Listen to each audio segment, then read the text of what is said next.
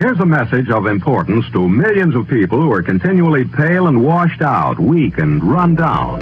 Doctors will tell you that these conditions are often caused by a deficiency of iron.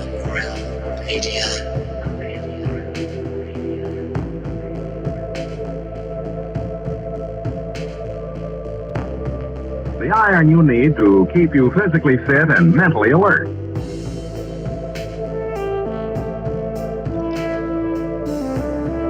Medical studies show that 2 out of 3 women and many, many men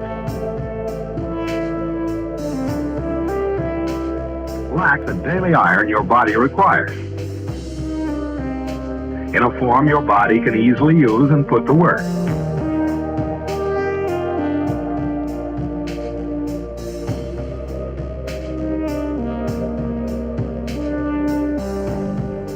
Every dose gives you more than your daily minimum iron requirement.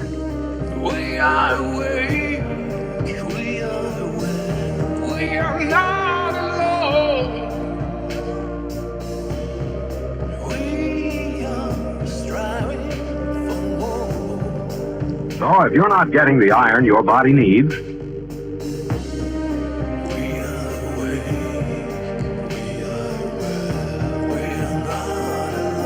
if you feel weak, run down, and are easily upset, We are striving for more. start taking iron today.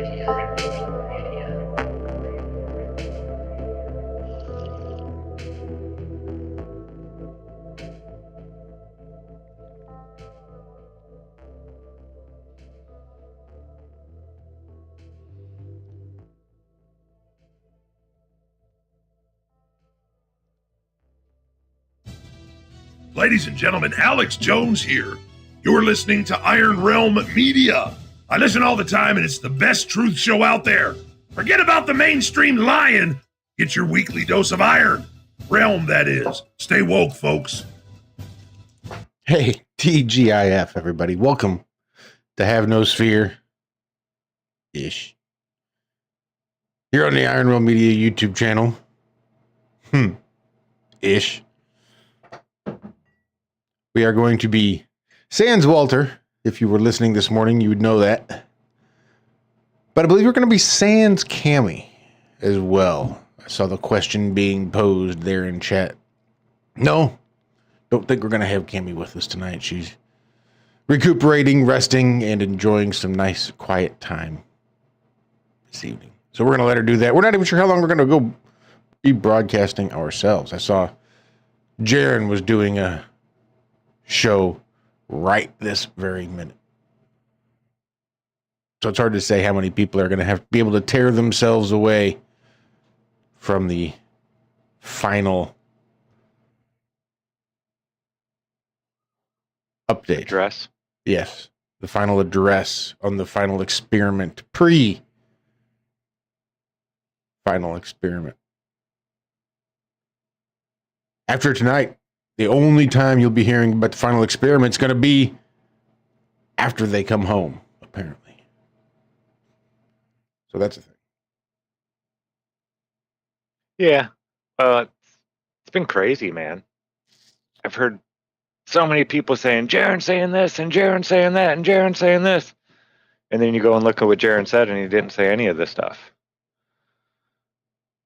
So I don't know what it's like. I've never been in that position where, you know, you're like the center of attention and you got all these people sending you emails and this and that. And yet I like to fly under the radar more, you know. That's just me. I like my quiet and peace and all that good stuff.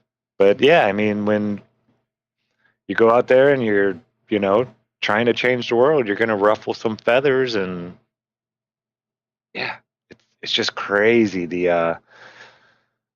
See, I don't think it would have been like this if it wasn't an election year. I'm telling you, it's the atmosphere. There's so much potential in the atmosphere to erupt that it's just boiling over into every facet of everybody's life.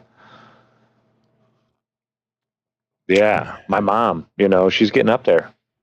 She's 75 years old, going to be 76 here pretty soon. And she said she's never, ever seen the country politically charged, not even just divided, but seeing this many people into politics. And yeah, it's weird. It's just weird. But I think that has a lot to do with just people in general. Even if you don't follow, politics, it's like somebody that knows somebody that does, and they're affecting them. And by that affecting them, they're affecting you. And it's like a chain effect. So even if you're not paying attention to it, it's like someone yelled fire in a movie theater that you're sitting in. It's just chaos. You're going to be involved in chaos. Yeah, it's weird. I don't know how else to put my finger on it. I've never seen it like this before. Yeah, I don't know. I guess it's hard for me to get a good read, get my finger on that pulse. It's like sometimes I feel so far removed. Like, would I even understand what their issues are? Like, I get it that a lot of people are freaked out, but like, I see it, but I don't know that I necessarily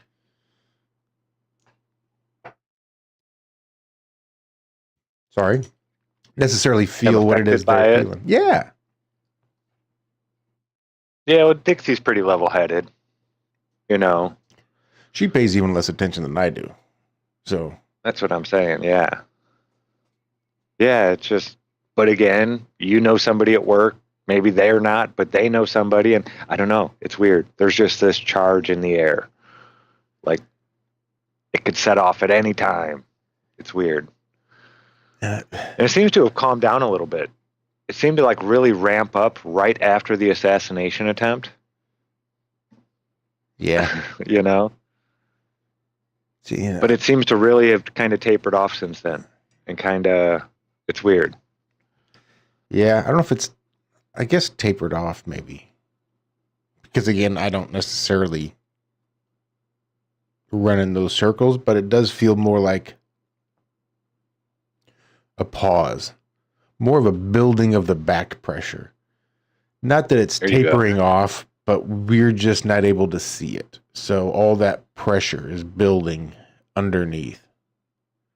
That's why I think it probably does have a lot to do with the fact that it is an election year. But I'm still going to get crazy conspiratorial and say that it still feels like it's magic. Like there was a spell cast that's creating this fear and this doubt and this uneasiness. And that's what's sort of preempting everything else. Like you do it because it's an election year, but because it's an election year, it's even amplified more. And it just gets crazy. It's like because people don't see it, don't feel it. They don't know where this anxiety is coming from. Which makes it even worse. They can't put their finger on it to be able to try to dispel it. It's just there. And they start lashing out and taking it out on the people around them because they don't know where else it could be coming from.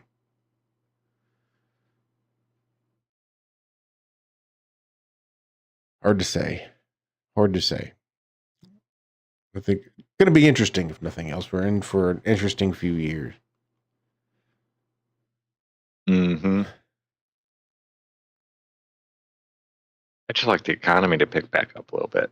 That'd be nice. Make the dollar worth something again. Yeah. That'd be nice. I don't know if they're ever going to pull the Band-Aid of quantitative easing or if we're going to end up like Japan back in the day. Eventually it's like $600 for a loaf of bread. That's all right, though, because we're going to have, a billion billionaires now. Uh-huh. It's because we just keep making more and more money and don't up the goods or anything like that. So, yeah, your money is worth nothing now. Right. When everybody makes $350,000 a year. Yeah, $150 an hour minimum wage. Yep. It's like, what's the point?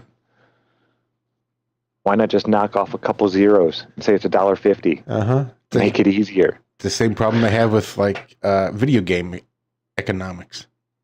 It's like once you start with that base rate, unless you can alter it or change it, it's just going to grow to get exponentially stupid, so that everything just costs a ridiculous amount of money because there's such a huge supply in the pool that doesn't match the demand. So, oh, fuck it, we'll just charge $600 for a loaf of bread or $600 for a gun upgrade on your video game or whatever it is. I don't know. Fucking clown. I remember when this happened to Russia, when the ruble collapsed. I mean, there's people with that, just like stacks of that money still. They sell it as like a souvenir to people. But they have like millions of rubles on this table. And the guy picks up this stack that's like this out of a stack that's like, you know, as tall as he is. And he's like, this would have bought you a house back in 1985. Just this little few pieces of paper right here I'm holding in my hand would have bought you a house. With that, just like stack. That's crazy, isn't it? That is absolutely and crazy. Overnight, it was gone. 25 grand, 1,000 rubles for a loaf of bread. Where yesterday it was, you know, $2 or 2 rubles or whatever. Overnight, that shit happened. That's insane. It's like, how do you come back from that? That was during communism. Yeah, it's crazy. I try my best not to just worry about that. That's why I learned about, you know, nature's garden right outside the door. I know for sure I am never going to starve to death from not having food. Food is everywhere, if you know what it is, what it looks like. Yeah, it's not a steak, you know. But you can live off of it. I'm not going to starve to death. I'll be able to eat. Because that's what really worried me back in the day when in 2008. When I was really worried about all that stuff and everything was going all haywire and crazy and stuff. I was like, well, shit, what happens if the grocery stores are, you know, run out and, or every, you know, what should have happened to the dollar would have already happened. I was like, where would we be? Holy shit. So I learned how to can food and do all this other stuff and, you know, hunt and all this clean and all that kind of stuff. And I realized, shit, I need to learn about the plants because everybody's going to be hunting and this and that. There ain't going to be that many squirrels running around and all that kind of stuff running around if everybody's hunting them. Right. When 3 million people leave this city to go out to the woods to try to forage for their food, guess what happens to all the people that live in those woods? They're fucked, and now they've got to go even further out. Everybody just has to push out. And then you start to see how just overcrowded we possibly might be. Yeah. But yeah, that's what had me really worried back in the day. And got me into learning about wild edible plants.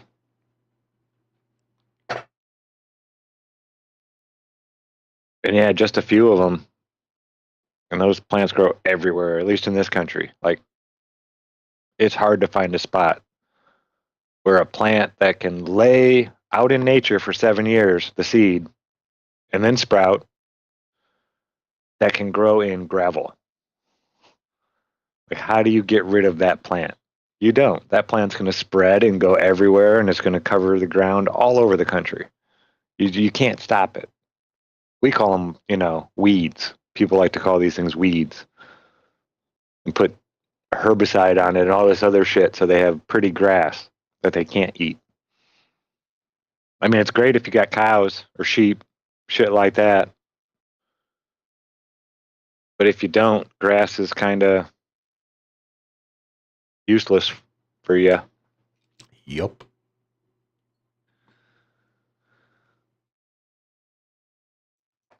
If those people come to the country, they'll help feed the animals.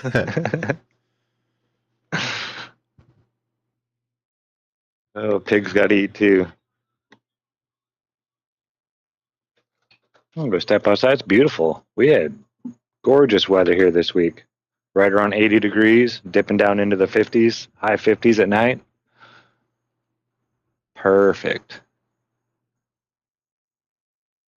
I could find a spot where it was like this every day, pretty much all year round. Yeah, that'd be real nice. South Africa. That still boggles my mind. I know, isn't that crazy? I was just telling my boss about that today. Like, because it was getting up there. It wasn't like Walter hot, but it was, warm. And next week it'll probably be like Walter hot because it's fucking August in Missouri, so it's to be expected. But it was like, 54 degrees when I left for work this morning. It was nice and chilly.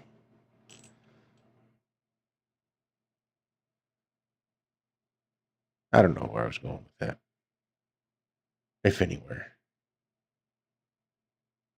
Were you talking about South Africa to your boss? That's what it was. Yeah. I'm just telling them how, like, the temperatures that they have that keep them indoors, such a narrow range.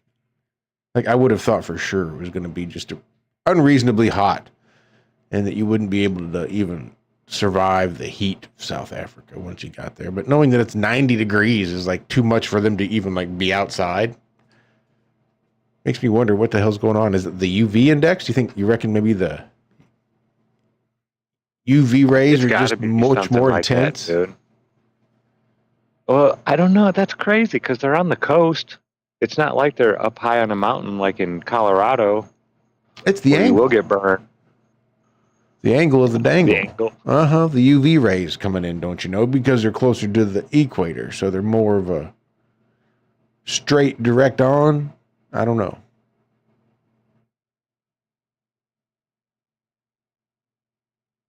Yeah, I was trying to explain to the lady at the grocery store the other day that the fall in the Midwest is one of the most beautiful things you'll ever see. It changes down here. Like, we have trees that don't change color. They're just green all year round. Sometimes the green leaves might fall, but they don't turn like a brown or a gold or the purples and the reds and all these beautiful, crazy colors that the trees turn up north. It's just not the same down here. You'll see some change and whatnot, but for the most part, it's like green, which I love. Don't get me wrong. I'm not complaining. I like that it stays warm enough that we have different trees that can live down here, all year round. But as far as beauty goes, man, we used to just go for rides out, even on the interstate or something like that during fall. Because a lot of those, they're not surrounded by concrete. They're going through a forest or something like that. There's trees everywhere along the interstate. Just miles and miles and miles of just like a painting. Just gorgeous. I miss that. Yeah, I have vague memories as a child of going up to New England, Maine, Vermont area during the fall. Because that was like my dad's time that he remembers having been there, and most fondly is the autumn time. And back then in the early 80s, he had a thing for covered bridges. So I think we were trying to stop and hit as many covered bridges as we could find for him to take pictures in. Because he's always, my entire life, fancied himself a amateur photographer. So he's always got a camera with him. And, yeah. Like some covered bridges, huh? And Daz is right. There's a lot to be said for Midwest springs and Midwest autumns, but I don't know that you can even touch a New England fall with an Ozark fall. It's as picturesque as the Ozarks are in the fall, that New England and Maine and Vermont is just unreal. From what I remember in the pictures I've seen since. Yeah.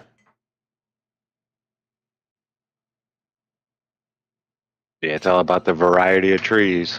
It's kind of boring when you see just a bunch of oak trees that are all just brown, Yeah. the same time.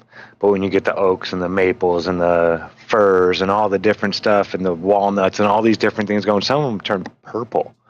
Like this weird looking purple color. Just gorgeous. And yellows and reds and yeah. Yeah, I love that time of year.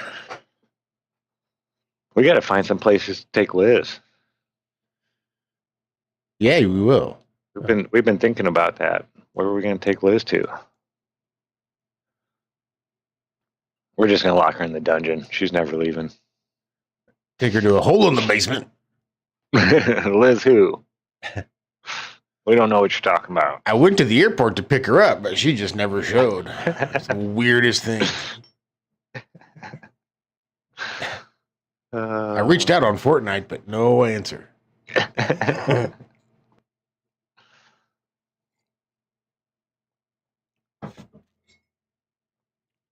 Yeah, Michigan's gorgeous, Billingtano.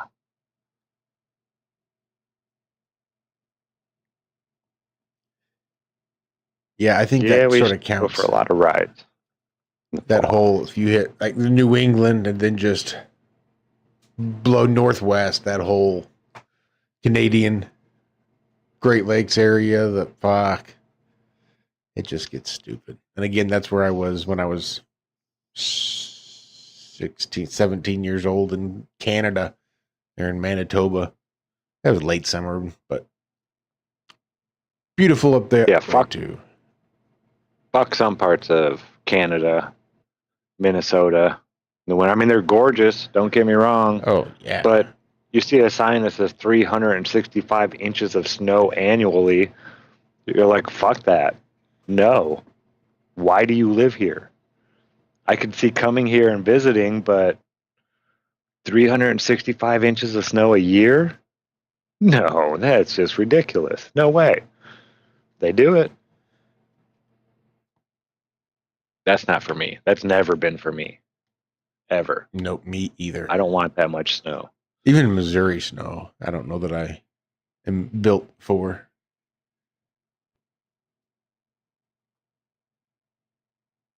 Yeah. Give me a couple days. Cool.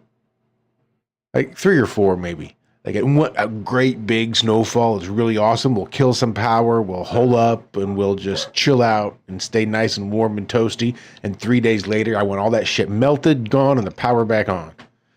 Mm-hmm.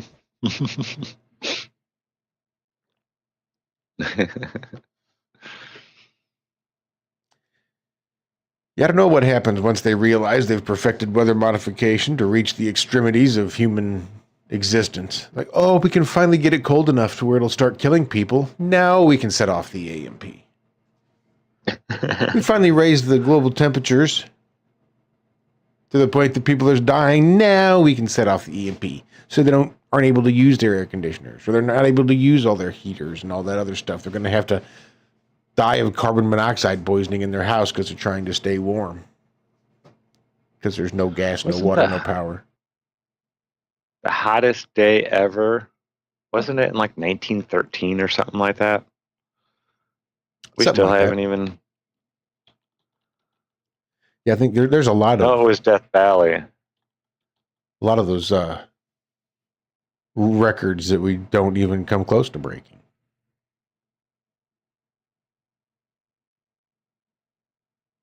Or we did, and last year was the hottest year on record. Who the fuck knows what they'll tell you? July 10th, 1913. 134 degrees. 56.7 degrees Celsius. That's a warm one. Fuck that. Let's see if I can. And that's when they actually took the temperature in the shade and not on the tarmac of a runway sitting out in the sun. This was like in the shade they took the temperature. You know, isn't it funny how they can just change that and not put an asterisk on every record after that? Like, hey, by the way, we started taking the temperature totally different at this time, and everything after that, this is how we're going to do it from now on. But the old temperatures, there's a reason that, the yearly average has gone up and all this other stuff it's because you're taking it out in the middle of the day in the sun, like right, on asphalt. That's not, no. You take it in the shade.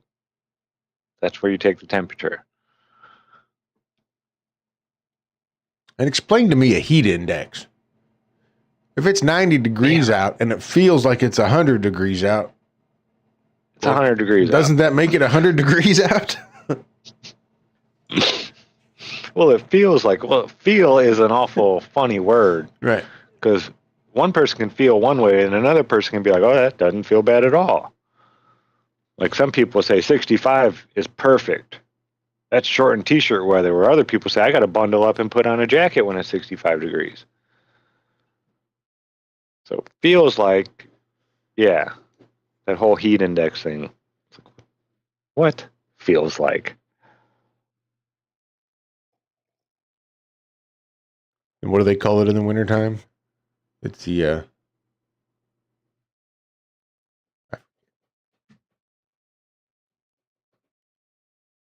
I'm sure we'll remember at some point. I don't know how long we're going to do this show, ladies and gentlemen, just because, well, it's that kind of fucking Friday. That's right, Darius. Your feelings don't matter.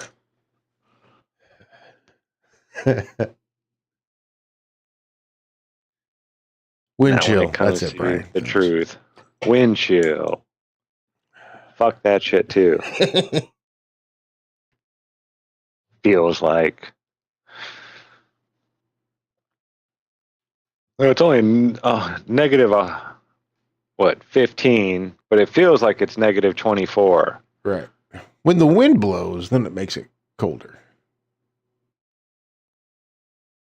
Yeah, no shit, Sherlock. I hated it when it got that cold out. I don't miss that at all. Why don't they add a wind chill in the summertime? Like if a wind is going to make things cools off. Right. It does. You can have your daily highs and your daily lows, but you should include the wind chill on your daily lows, even in the summertime.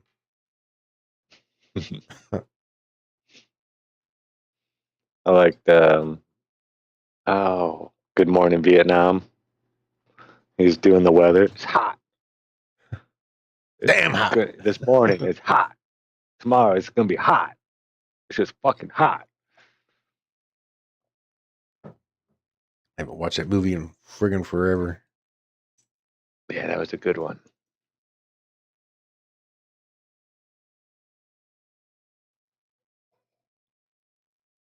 Watched a movie last night. Stanley Kubrick's last movie. Yeah? What'd you think? Secret Society Sex Parties. Did you just watch it the once? Have you only seen it the one time now? That was the very first time I've seen it. Did you Never even knew Tom Cruise was in that movie. Really? Saw Nicole Kidman's boobies and butt. Yeah, it was a good one. Silver lining. Weird movie. I heard people got in trouble. Like when that came out for saying that, well, this is actually what it's really like. I mean, before the movie opened in theaters, like the day before, Kubrick died. He never saw that movie open and released. Yeah, I don't think he was supposed to make that movie. Like that was shit they didn't want people seeing. There's still a part in it. I think they were talking backwards because it didn't sound like a language, and it sounded like like when you hear things said backwards, they sound just weird, and they have that like certain twang to them. The way they enunciate things. It sounded like that's what they were singing when he first walks into that house and they're doing their little ritual thing. I want to go back and play that part backwards and see if it's actually saying something. Weird movie. Really weird fucking movie. Like, Yeah, it's one of those I would say go back and watch it a second time, then start watching the fucking breakdowns. Because those get pretty crazy too. All of the butterflies and the monarchs that are there in the referencing, I think a lot of rainbows, as I recall. Yeah, there's some really crazy stuff that he put in that movie that you can't and dude, help like think when got him killed. when he's at the party, seeing all this stuff, his wife's at home dreaming that she is at a party like this is being done to her. Like, I didn't get that. Did it happen to her? Was she like drugged and taken somewhere? Or were they like, Good ritual question. type shit? Like, Wish I could tell you. spiritual? Right. Yeah, dude, that movie, I got so many questions just about little stuff like that. Like, okay, so he's here at this dark ritual sex magic party while his wife's at home sleeping, and she's having nightmares about getting railed by a bunch of guys in masks and all the shit Tom Cruise is seeing at the party. I was like, whoa, that part like freaked me out a little bit. Like, are they saying that, like, I don't, like, it's a spiritual thing in that movie? Yeah, that was weird. And then all the people just start disappearing, forgetting anything about it. Yeah. And then it just kind of ends. Yeah. It's been a few years since I watched any of those breakdowns that help do some of that explaining. But it is almost like a Donnie Darko. When you get done, you're like, oh, what just happened I need to me? watch that. Yeah, I need to watch that again. Yeah, what the fuck? Yeah. Eyes Wide Shut. It's called Eyes Wide Shut. Crazy movie about the secret society, sex parties, and it's not just a sex party. It's a ritual. They were doing sex magic in huge groups of people. It's really weird. Really, really a weird movie. And Kubrick died the day before it was released. That's insane. Yeah, it was something like that. Like right before it was set to be released in theaters. That nuts. Didn't Tom Cruise catch some shit or something like that also for talking about it? I don't know. Cami was telling me stuff about it. I mean, maybe, but I had never even heard of the movie before. Really? Yeah. We've talked about it. I don't know how you couldn't have, like, that I think is I know, I've heard about it like that, but like, back in the day, I was a movie person. Gotcha. We watched like every movie ever that came up. My mom had like 800 VHSs. Like, we did movies all the time. That was part of our family thing, get together and watch movies. This wouldn't be a movie we would watch as a family, but it would be one that, I would have eventually seen. But yeah, I don't believe my mom ever had the movie Eyes Wide Shut. I don't remember seeing it like on TV or anything like that. And that's what, 25 years ago? How long ago did that thing come out? I know it was a while. Let me see. And it's only relevant because Benjamin Balderson says that nobody wants to watch Nicole Kidman naked. And today that might absolutely be true, but this is Nicole Kidman 25 years. 1999. One of the year of movies. Like 24, 23 years, yeah. Well, what is today? 24, so 25. Jesus, that's right at 25 years. Huh? Nuts. That's crazy. Just before the 2001 ritual. Mm-hmm. And co-written by Stanley Kubrick. Based on a 1926 novella Dream Story by Arthur Schnitzler. It used to be the early 20th century Vienna to 1990s New York City.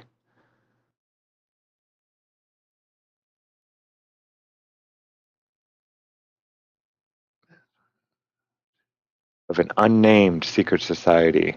Infiltrates a masked orgy of an unnamed secret society. Kubrick sat on that since 1960. In the 1960s. He had the filming rights since the 1960s and didn't make it till 1999. That's nuts.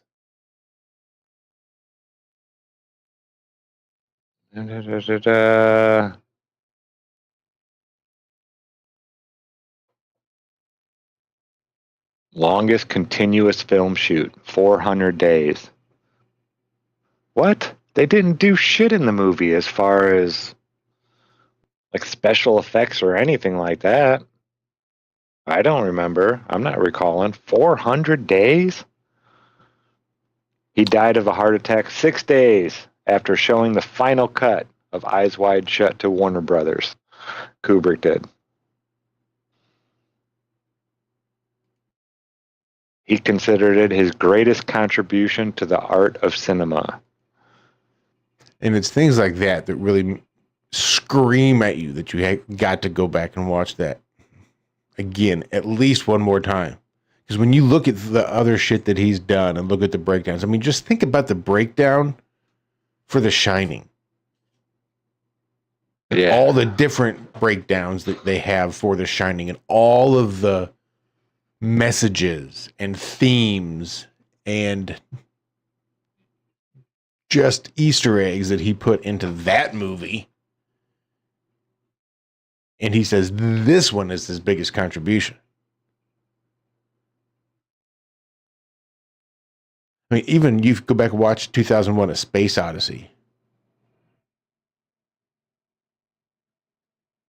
And some of the breakdowns of that movie and the meta conversations that need to be had about the audience member sitting in the theater watching a screen the exact same dimensions as the monolith in the movie that's been evolving humankind and controlling humankind throughout the history, and just the weird story that goes on with 2001 and what it is that monolith is supposed to represent and how it relates to the audience as they're watching 2001: A Space Odyssey, and just the weird fucking Inception like nature that goes on with that movie and all the shit that he does.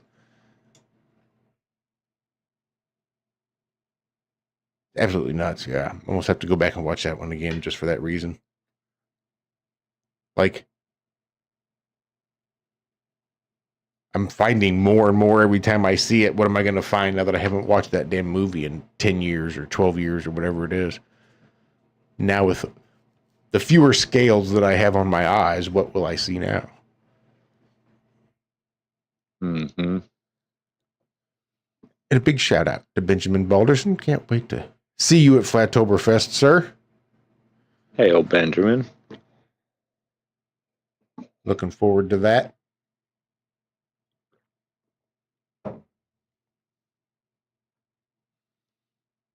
You should have grown your beard out, Zach. Yeah, it's too dark still. I got to get rid of all that brown in there. But it makes a great way to identify people at Flattoberfest. Just find the bald guy with the big beard. I'm the guy with the beanie on. Well, then I'm going to wear my beanie.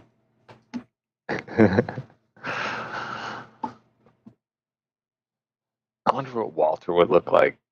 Some mutton chops.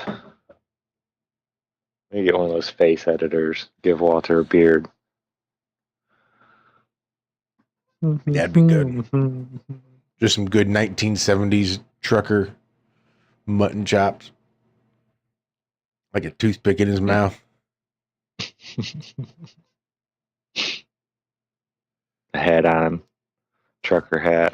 You know who he'd remind me of is they were just talking about this movie in our chat.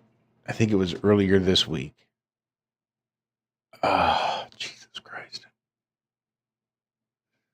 Set in the Australian outback where the couple that were supposed to be out there looking at like the impact crater or whatever it is by themselves, and this guy in the truck comes and ends up drugging them or something in their water, and it just, he's like this weird masked Wolf Creek. I knew it would come to me. Make sure I'm not. Never seen it. It's a good watch if you like scary movies.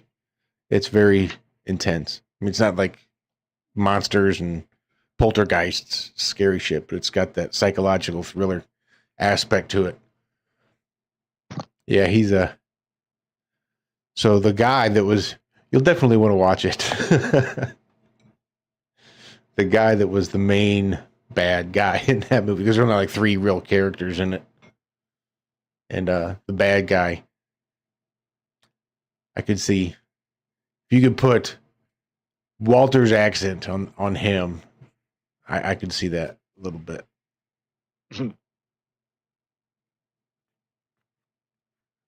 I love the Bayou twang, that South Louisiana. Walter didn't have too much of it, but his son, man, I could just sit there and talk to Quentin all day long and listen to him.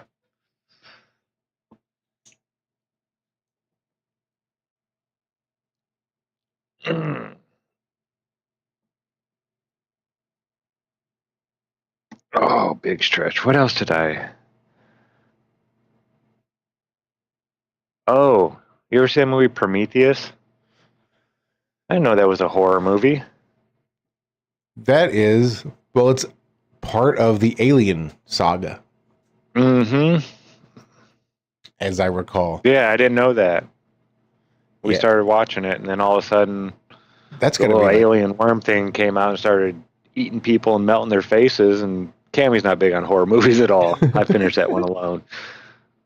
But you get a good hour into the movie, they're laying out all this stuff, and they find this thing, and everything's cool, and they're figuring stuff out. Then all of a sudden, yeah, the worm comes, starts killing people and melting faces and stuff. It's like, ah, really? And see, that was supposed to be one of those movies that started to really tie things together and explain xenomorphs. And I really wish Walter were here, because I'm sure he would be able to explain this a whole lot better than I could.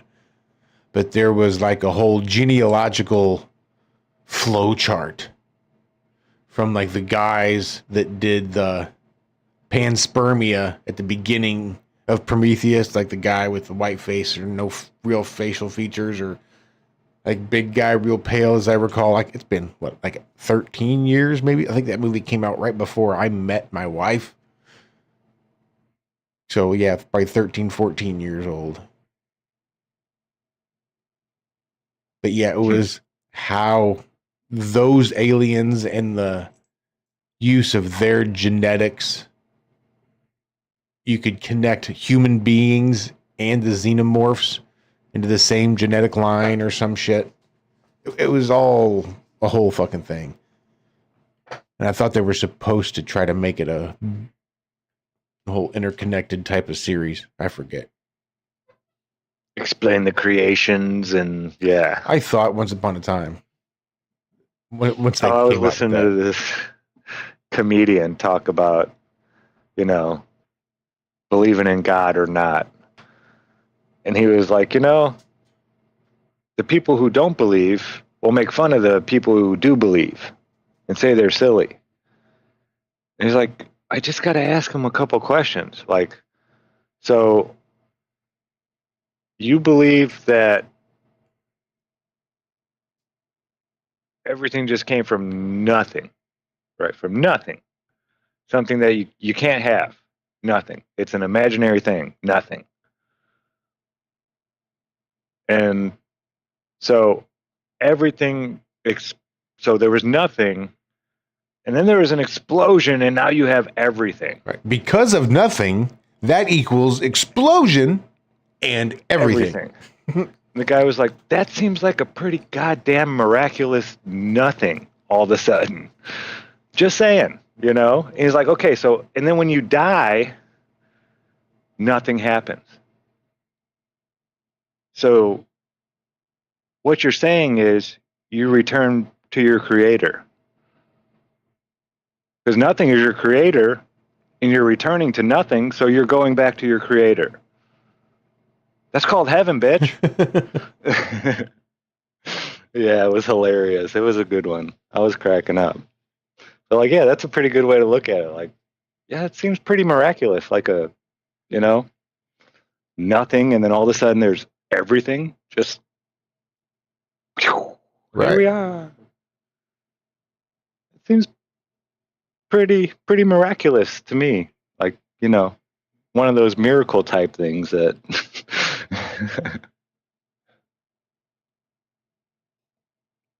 and then you return to nothing. So you return to your creator. Right. Okay. Back to what made you. Yeah, that's heaven, bitch. Yeah.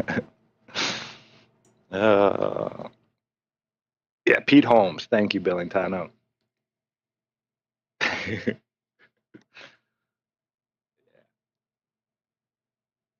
Yeah, I've been stuck Yeah, with I that like stuff like that. Andrew Wilson stuff.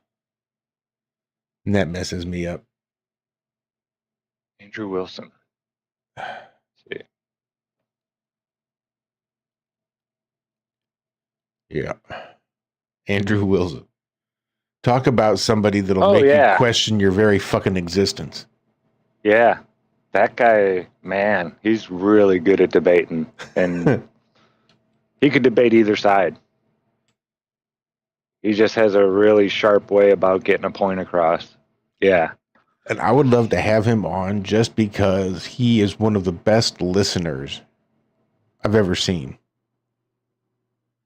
He takes it all in like a sponge. Like a sponge. He doesn't hear what he wants to hear. He hears Effortlessly. exactly what you say. Yep, and he can And hear it. repeat it back to you. Yep, he processes it and already knows what that means ultimately in the bigger, larger conversation. Like he's hearing it, listening, processing, and responding all before the guy's finished his sentence. I don't necessarily agree with the things that he says all the time. And that's what I think fucks me up most. Well, that's where I think my own cognitive dissonance kicks in. Well, we should have, a synergistic relationship between the church and the government. And the church should be making decisions for the country, and there should be this whole big thing where women don't need to actually be at work, and women are just sort of taking a back seat, and men are the controllers, and this is just the way it is. And you're like, well, dude, you're fucked in the head. That doesn't make any sense. Until he explains himself, and you're like, well, shit. I don't want to think that. But shit. I guess he's right. Rights don't really exist, except to the point that we can enforce them. And if women can never enforce their own rights, then should they even have any? And if they do have any, do they really? Like, how can men and women ever be equal if we have to constantly give them their rights? They have to come to us and say, can we please be equal? And we either say, yeah, or we say, no. But the fact that they have to ask us means that they're never going to be equal. Like, I never even thought to look at shit like that. Makes sense, logically. But I don't necessarily want to. So then I got to contend with shit. Do I just change my mind or change the fucking channel? I can do neither. I could keep watching and remain stubbornly stuck in my point of view. Ah! Choose not to decide. Still making a choice. Still making a choice, I suppose. I love that Rush line.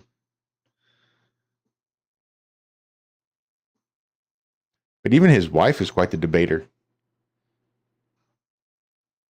Yeah, I think I've seen her once on there. Rachel Wilson.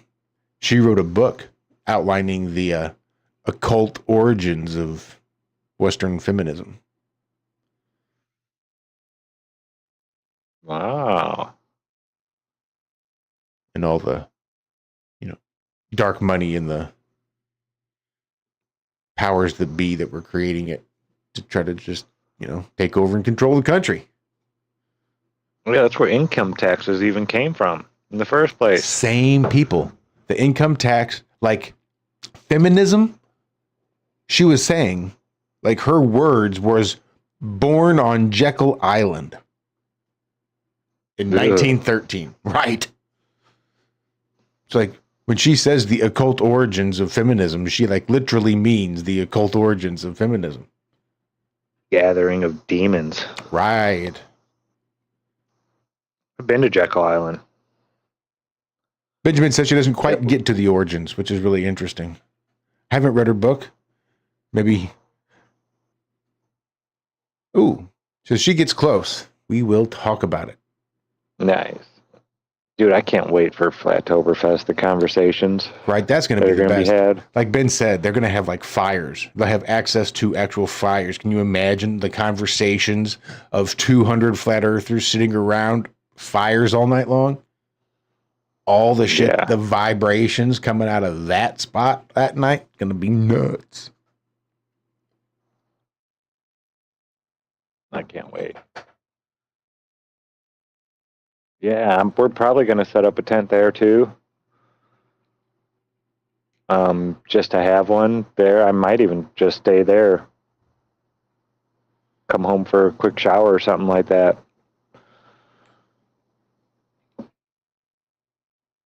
I don't know if I'm going to want to leave. Yeah, I didn't think about that. Maybe I need to consider which ticket I'm going to buy before I buy it. Maybe I get the camper one and just bring a tent. Because we got a couple. Yeah, we have a couple tents. We got one for you. You don't even need to bring one. Big one. Kind you stand, you open up and you can walk from one corner to the other, standing up the whole time type of tent. Like a little room. Yeah, they don't go camping. They went glamping. We went glamping with Bob and Cami. Air mattresses and laptops and fans, and they had all kinds of stuff. The whole kitchen set and everything. Ben says he's going to throw a brick of dabs on the fire and see what we fuckers do then.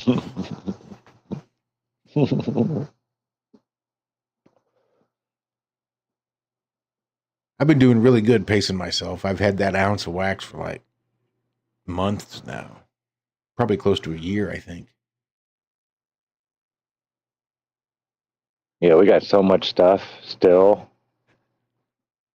Because I don't do any of that stuff. I think I got 3 of those little canisters full of dabs still. Haven't touched them. Every once in a great while, we make a Super Bowl, we call it, where we put a little bit of dabs down in there and then sprinkle hash on top. We haven't done that in a while. Yeah, those rip into you. Like, can't even smoke a whole bowl. Just me and Cami sitting there. It's like, we'll get a few hits apiece, and then it's like, whew, I need to take a break. Right. I was going to say, I can't, I'll put a little hash in a bowl from time to time, but that's usually if I think, okay, I'm going to go to sleep immediately after because I'm done. Yeah, that stuff will get you.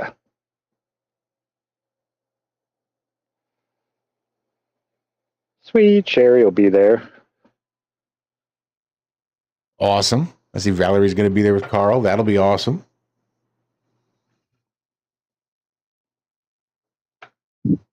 Yeah, all the different cameras that are going to be there at night. I hope clear skies.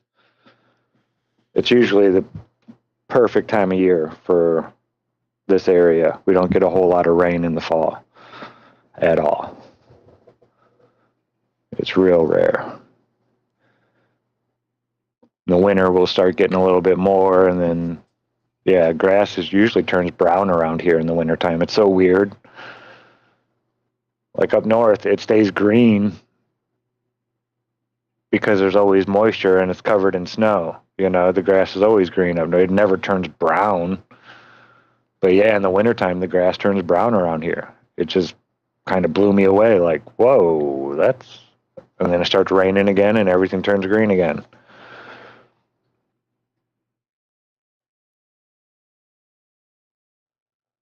I guess yeah, where we I'm go from, brown. it's always rained. I think our grass goes brown in the wintertime.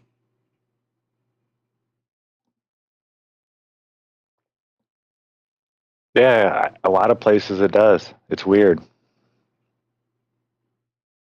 I don't know if it's up north because there's still so much humidity in the air around Lake Michigan up there or what. But the grass was always green. Always, all year round. It never like died. Lee says, I like a leaf blower with a half pound of flowers in a colander bowl. Crowd control. Crowd control. Yeah, there's never a shortage going around at the Flat Earth festivals. Shit. Just about every single one of them, I've been offered, like bags full of stuff. Like, hey, I'm going to get on a plane. I can't take this with me. Here. Yeah, in Vegas, we just left a whole big bag of all kinds of stuff. It had like everything in it. The security guard had found it. We were going back to pick it up, and then he found it and all that stuff. And it had like way more than just stuff that you're going to find at a dispensary. There was like all kinds of stuff there. It was crazy. It's like, yeah, that's not ours. And it wasn't. It was some that someone else had left, like a big bag, and then all the other people just started putting all their stuff in there that they couldn't take. Turns into a Hunter S. Thompson trip. Yeah, for real. It's crazy. Flat Earthers know how to party. I'll say that much.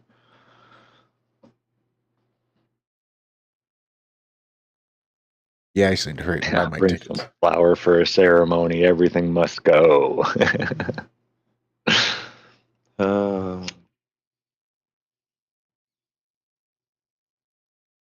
Maybe that's what I can't believe Allie and Nemo have never met before. You guys have been in the same building. That's a little funny. I know you have. Because I know Nemo's been to just about all of them, and I know I've met Valley before at Flatober. I think the only one Nemo didn't go to was a Solar Return, and the Vegas one for Flatoberfest, if I'm not mistaken. Yeah, Nemo's been a staple at all of them. Shit, he's got booths and stuff. He and his wife bring all their artwork and stuff. I got a couple of them. They're hanging up in the garage. I've got 6 of them hanging up in my bedroom right fucking now. At least 6. Maybe more, but I think it's 6. Maybe no fewer than 6 do we have hanging up decorating our bedroom walls. It'll be about damn time I meet Nemo as well. About damn time I meet all you fuckers, since really Zack and Cami and Bob are the only ones I have met. Yeah, Josh is real. That's the I met story. him. CIA front.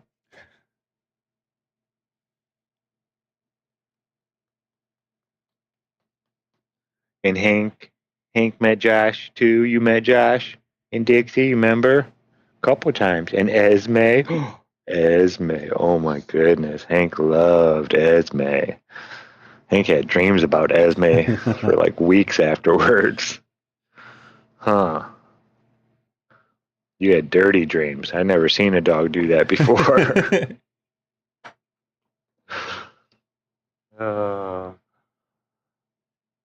Yep. They were pals. They were good pals. Yeah, they were.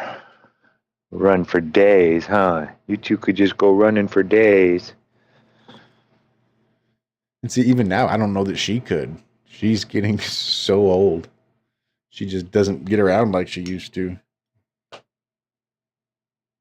But hell, she's Hank probably will still turn on the afterburners every once in a while, but it's not like he used to either.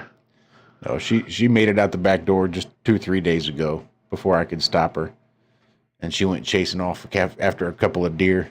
that were in the backyard, and they just took off through the woods. Like, there was no way she was catching them down. Maybe once upon a time, she could have at least caught up to them. But with their head start and her age, there was just no chance. And she was only gone like 20 minutes. Usually she's like 3 hours. She's out exploring for miles. But she was only gone like 20 minutes. She came back. She was done. Wow. She had enough. Yeah, Hank's about 10 now. Can't tell it though. Huh. Never seen a vet since I've had him. Not once.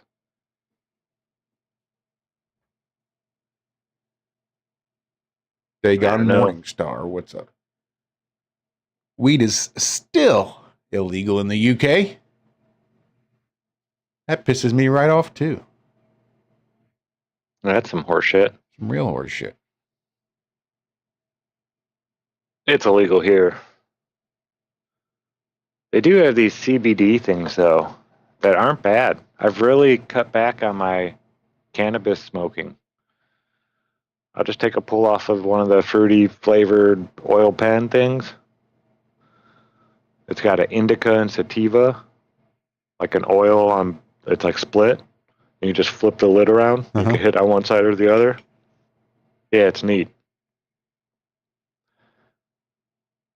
But yeah, I haven't been smoking nearly as much flower as I used to. And I wasn't smoking that much. Maybe 3-4 bowls a day. Max. Yeah, maybe like a joint. That's joint more and than a I half. smoke. That's a hell of a lot more. It's more than I smoke. I'm on that one hitter all day too, though. So, like, yeah, that's how I do it. I'll like take a gram pull, a day, maybe 2, and then I set it down. Then I'll pick it back up and hit it again. I usually get 3 different, sessions out of a bowl. I still can't get out of the mindset of like depression era thinking. Even now, right here, I'm looking at like a Cool Whip container full of just old nasty one-hitter resin. This Dixie has a little jar and she'll just smoke it, and she doesn't ever like take a full one hit. It's like there's still green and shit around the edges. She just takes the best part that tastes the best, and she just push out the rest of it right into her little jar. We got a little pin, and she just pushes it out and into the jar. And I'll just take that jar, dump it into the Cool Whip container. Like, I'm not going to smoke that nasty shit. I've got enough green flour that I don't need to smoke this nasty resin bullshit. But I'll keep it. I can look back 20 years ago. I'd have been desperate for a fucking bowl full of resin bullshit. And there might come a time here in the not too distant future when maybe mail's not running. Maybe my plug can't deliver the way that, with the consistency that's being delivered now, and I need to come up with something. I don't have power to run LEDs to try to grow inside, whatever it is, and I'm going to need a fix. Now I've got all this nasty bullshit resin that may not taste too good now, but when shit hits the fan and about 6 months down the road when there's no power and I'm just trying to catch a little head change out in the middle of the fucking woods by myself, well, then I'll have this whole fucking thing of Cool Whip resin bullshit that I could be able to smoke up, no issues. There's Much no reason. easier to get along with Josh when Josh has a bowl hit. Just saying. And of course, the way my brain thinks, Me because too. you just get a handful and you clump it up, you throw it in the can, you light that shit on fire, you get it smoking real good, and it makes a great distraction. Everybody's going to want to come follow that smell. Well, that just must be somebody smoking somewhere. So if you need to maybe draw in some people to create a target-rich environment so you could have your choice of targets from which to choose, then you just set up a little can of that shit burning and watch them all come in.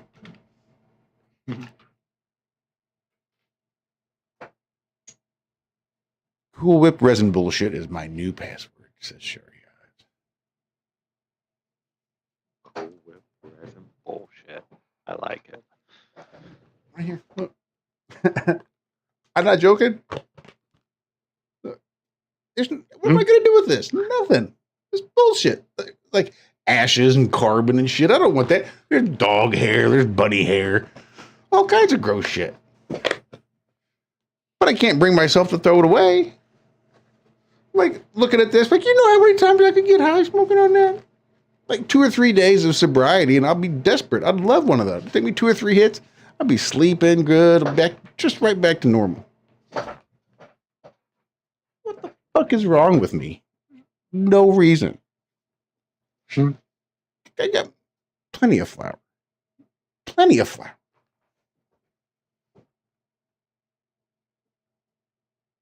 Which was almost a deciding factor. I've come to rely on the plug that I have now and the consistency with which it comes. And it comes like there's a little alarm that goes off somewhere on the farm when I start to get low. And he just knows, okay, well, it's time to do it. And I'm like, oh my God, I'm almost out. And then there's the package. It's like, it's fucking sorcery. It's like every single time he just cuts it right to the very edge. We're like, oh shit. Like thinking to myself, well, now I've got to go find another plug here locally because I haven't talked to the one I used before in like over a year. Just haven't had to. Been consistent. And then 2 days ago, he just reaches out to me out of the clear blue. But, oh, perfect. Yeah. I actually might need you in here a minute. Because if my Connect doesn't come through, then I'm going to actually have to pay for it. So now I'm taking my savings and using that to buy things that I did not budget for. And that was really sort of almost one of the deciding factors as to how quickly I was running to go to buy that Flattoberfest ticket. Because not only is Josh better to be around when he's high, Josh's wife is better to be around when she's high. So it's not like, well, just not buying weed until Flattoberfest was really going to be an option. She still needs to smoke. So I still have to have it, which means now I'm spending this money that I had allocated for Flattoberfest. And if I use that money for Flattoberfest, then what's going to happen when Flattoberfest comes? And it's just like shit. So there was still the possibility of maybe a question. But then everything came through. Everything worked out all right.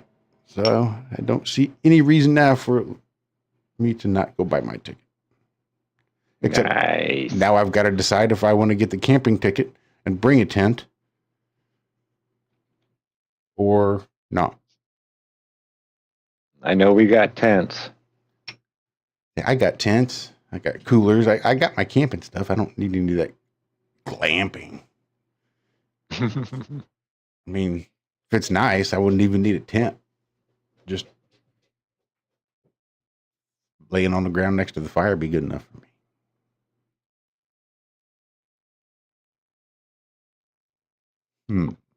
Yeah, it's been a while since I've done that.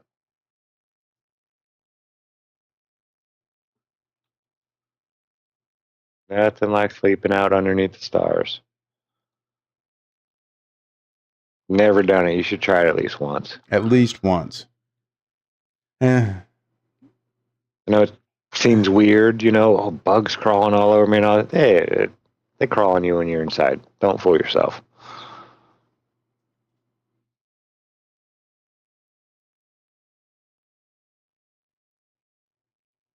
Sometimes once just isn't enough to get the actual legitimate experience. Like just sleep outside once, that's just enough to make you sore and pissy the next day. Like you don't really get, you can't really enjoy it because you're still caught in the novelty of it. That's why I say keep out for like at least a week. Like eat your dinner and your breakfast the next day using a campfire for like a week. I've done it for weeks. Mm-hmm. It's awesome. Yeah. Waking up in the morning, having hot apple cider, just heating up some water on the fire in an iron little pan that, oh man, the Dutch oven.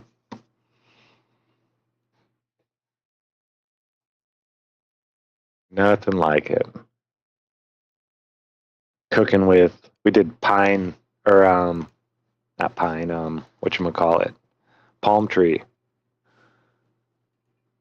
The big fronds that they have. We cooked a turkey with those one night. Damn. Out in the desert, right along the Colorado River, out in Arizona. Finding all kinds of shells and shit out in the middle of the fucking desert in Arizona. Nowhere near the ocean. Just shells everywhere. That place was pretty cool. Arizona. It's just, I need forests. I need like big forests and lots of trees and, green on the ground. That's just me. It's neat to go hang out there, but I couldn't live there. I just couldn't. It's not for me. I'm a forest dweller.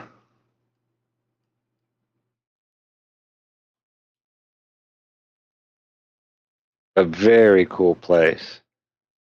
The desert. You've never gone out there?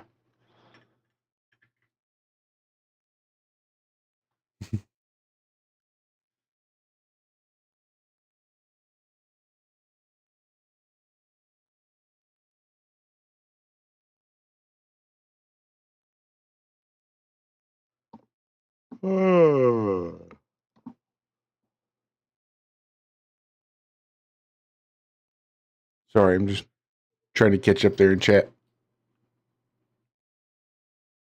What are they all talking about? Liz camping. Hey, don't worry, Liz. We got bug spray for you. She says, don't worry, guys. I'm staying at Cami's. I don't need all that bullshit. Thank you very much.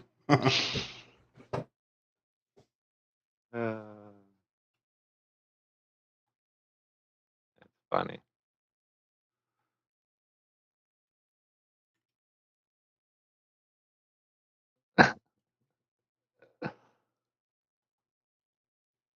Yeah, the plan is to try to stay there at Cami's as well. But I may just smoke till I pass out. Who the fuck knows? I just wander off into the woods, climb a tree.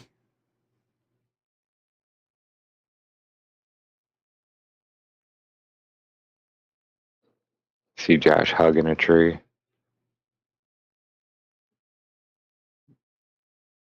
I could see it. Just waller around in the mud, get all dirty, come back with a squirrel in his teeth. Fucking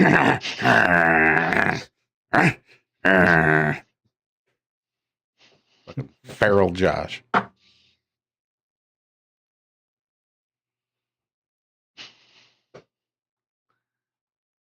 Feral Josh.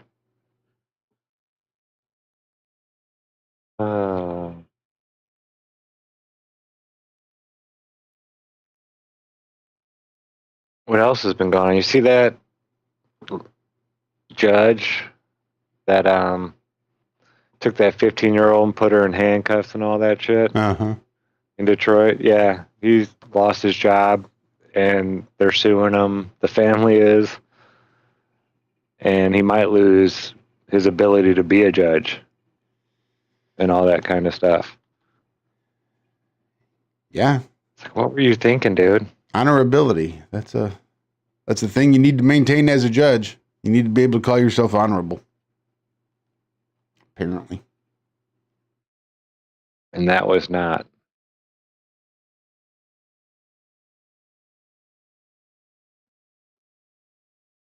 Yeah, I couldn't believe he did that.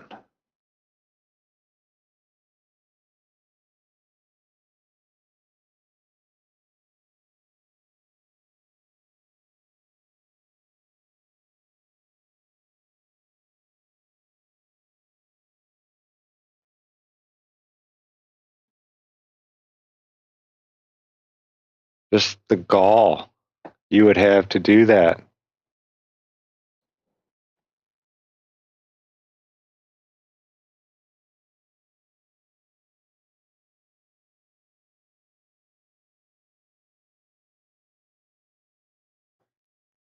Oh, what was it? Amagansett came out with another one today, finally. His bi-yearly contribution. Yeah, I haven't seen one from him in a while. Yeah, it really is just a travel video. Mm-hmm. Yeah, he didn't do any of the... Yeah, he's not really, doesn't seem to be fucking with it too much anymore. Nah.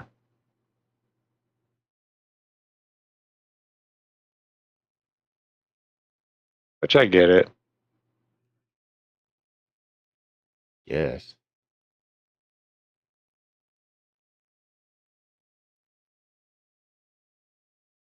Yeah, I couldn't even find the chick in the thumbnail. Said the one that freaked out and all that stuff. Right.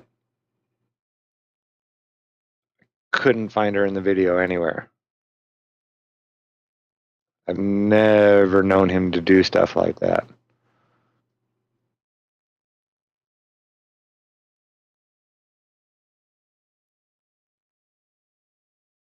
Yeah, it's just... I've been disappointed with the last few that he put out, to the point that I'm not even sure why I'm still subbed.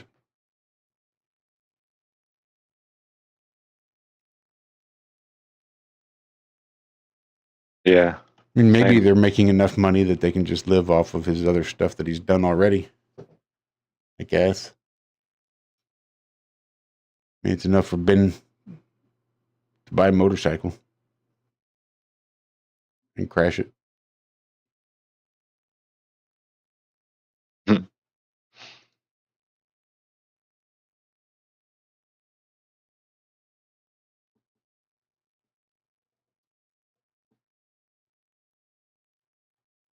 Yeah, I noticed a lot of the guys have been taking a break.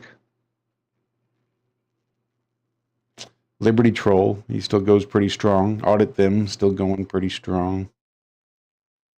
Who else?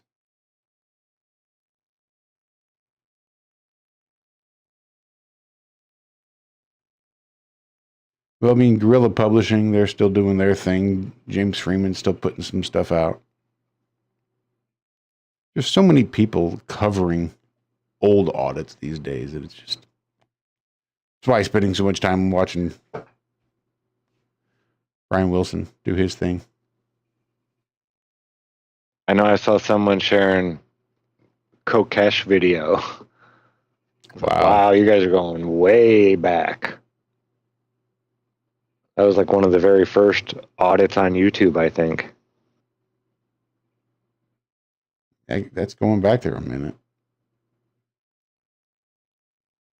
Yeah, I hadn't heard that name in years. That was a blast from the past right there. Really, Hank? Are you sure?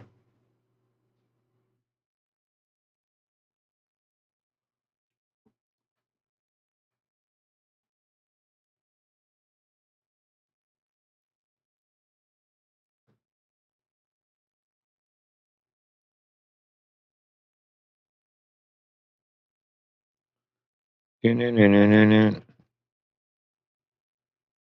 to think if there's anything else of interest going on. I just keep so uninvolved. I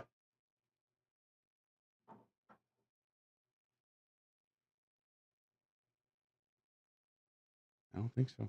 Things Yeah, have been real same. quiet. Sorry, what were you saying? Just that things have been quiet. Nothing going on.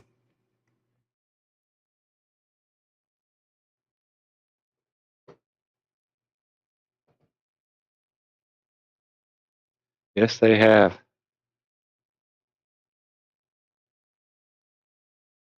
Besides the, drama that people like to create. But I don't really care for all that stuff. So it's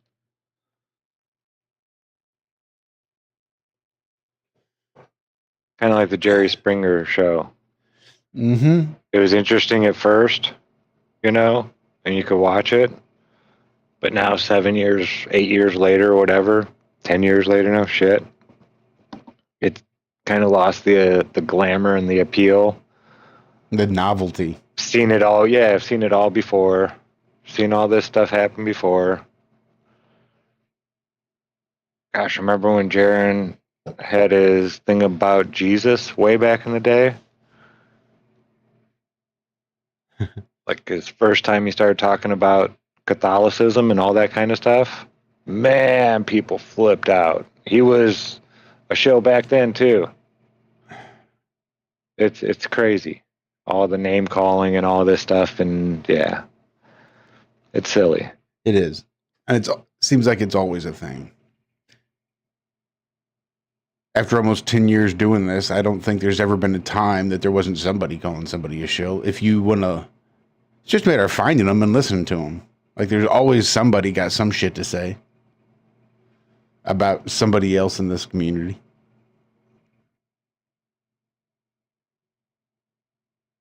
But if you just ignore it and don't go looking for it and make a decision to actively ignore it and not participate, then you'd be surprised how little drama there really is. Like I know there's drama there, but I think that's what disheartens me most sometimes about having a channel on YouTube and creating content. It's that we could be so much bigger. Like all I'd have to do is like dive head first into drama. Like if I could just embrace the drama and talk about drama and have dramatic people on, I bet you our subscribers would shoot through the roof.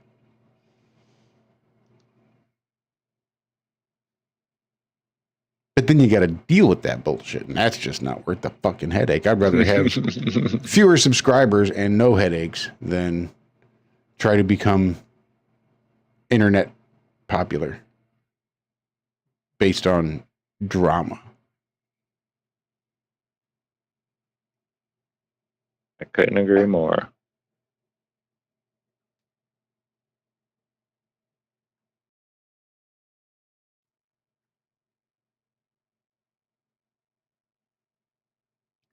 Why don't I do this? We'll just drop the link if anybody wants to hang out. I don't know how much longer we're going to be going. It's just a real nothing of an evening. I'm hot and sweaty, and I don't even know why. How about you, Buns? Are you Buns hot and sweaty too? Sweet bunnies. Them sweet buns. See if I can pull up my bunny cam.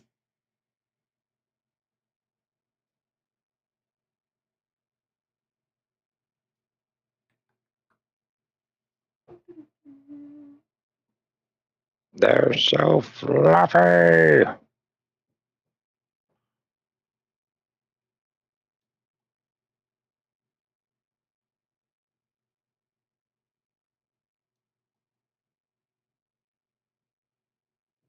Yeah, here they are.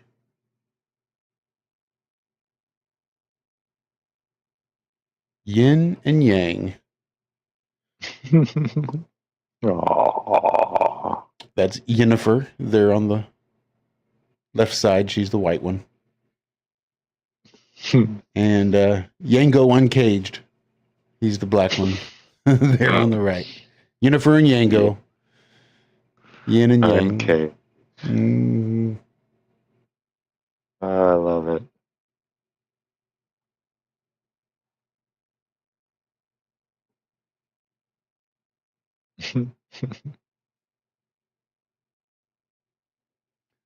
Bunny cam. I love me some bunny cam.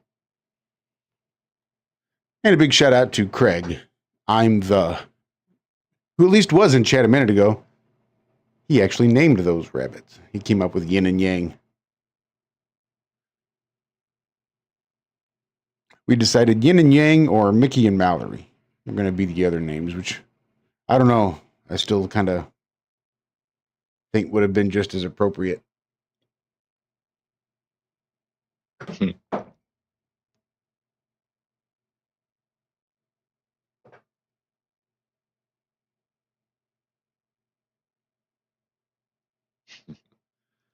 Yeah, the black one is terribly cute, Liz. He's not even the one that got my attention when I was walking through the bunny house looking at the buns. It was her. She was originally Snow White, was her name at the adoption house, and he was Van Halen.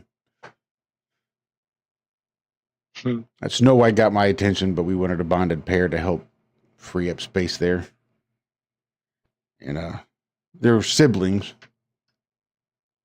which don't always make the best bonds for bunnies.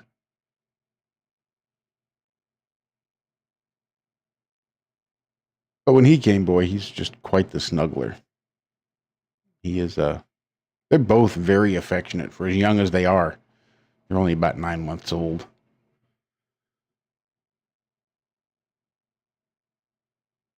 Yes, Valley Parks, they are indoor bunnies. I have 2 right behind me here, and we've got 2 in our living room. And then 2 more kind of in our kitchen.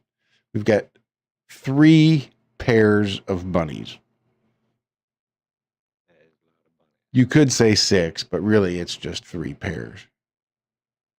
Because each pair is a bonded pair, so it's kind of, they come as a set at that point. Like even to the vet, you can't just take one of the bonded pairs to the vet. You got to take them both. They flip out, I bet. Yeah. Try to do shit like that.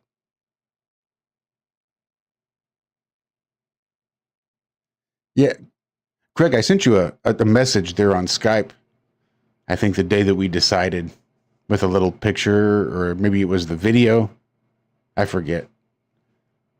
Maybe it was the video I think I sent to Patreon. Then I think I sent you a personal message there on Skype, letting you know that we did finally pick yin and yang.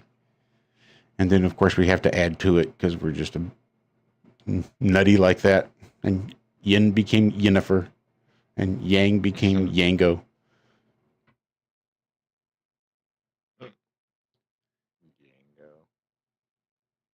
Yeah, Liz says, just waiting for number 7 and 8.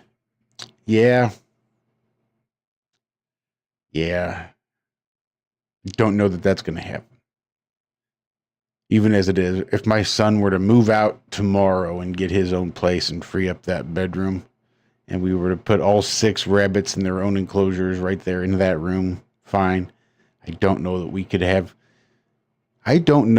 have time in the day to show proper attention to bunnies 7 and 8. Like, it's hard to be able to give them all enough attention. Like, they want to be with us. They also want to be able to roam around the house and have their like free roam time where they're not in their enclosure. They get to like run and bink and jump and do crazy stuffs. And then of course they all want fucking attention. Right? That was the thing about our 6 bunnies is we get the 6 bunnies that are all touch whores. That just, if they're out of their enclosure and they're next to you, they just want you to touch them. 90% of the time, maybe 10% of the time they want to do their own thing, but the rest of the time they want you petting them. Like consciously petting them, not absent-mindedly rubbing your hand on their head. No. They need attention and pets, and it's hard to do that after work and after shows and after spouses and dogs and houses. And then you have rabbits to whom you need to show all that focused attention. It makes it really hard. That's why I don't know we could do 7 and 8. And they're just so fucking fragile that the anxiety gets to me sometimes of thinking about all the different ways that things could go bad. Yeah. Valley Parks, domestic bunnies actually shouldn't really be outside all that much.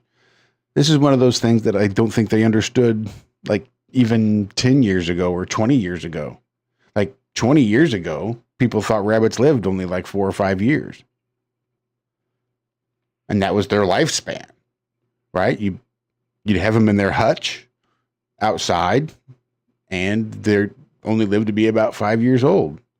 They got their water bottle, they got all the pellets they need in their hutch outside, and they'd live about 5 years. But when you bring the rabbits inside, put them on the ground, feed them hay with a bowl of water, their life expectancy jumped to like 10 years. Like it doubled the rabbit's lifespan just by understanding rabbit diet and rabbit behavior. They doubled their lifespan. And like maybe if a rabbit was raised with a water bottle, it might prefer a water bottle over a bowl, but rabbits don't drink water like rats do, one drop at a time. They slurp it, they suck it like a horse. So trying to go through one single drop at a time just doesn't really hydrate the rabbit enough. All that effort and work doesn't really provide enough of the hydration from the water. And even just learning that like 80% of their diet needs to be hay to keep their incisors down, and keeping the incisors down keeps the stuff going on with their jaws and their teeth and the crazy infections that go on there. Having them fixed so that your bunnies can't reproduce. Because a female bunny can get pregnant every 30 days. It'll give birth every 30 days and can get pregnant on the very same day that she gives birth. It's like she can give birth and boom, she's pregnant again. 30 days later, she can give birth and boom, she's pregnant again. And if you don't actually spay the bunny, then she's going to get like uterine cancer from not reproducing. Because if you have her and she's not spayed, but she's not reproducing every 30 days, then her chance of getting uterine cancer goes up like 90% or some crazy number. Damn. Yeah, it's nuts. So then you got to get them spayed to keep the hormones in check so that too will extend their life. Yeah, it's a whole fucking thing. Sounds like it.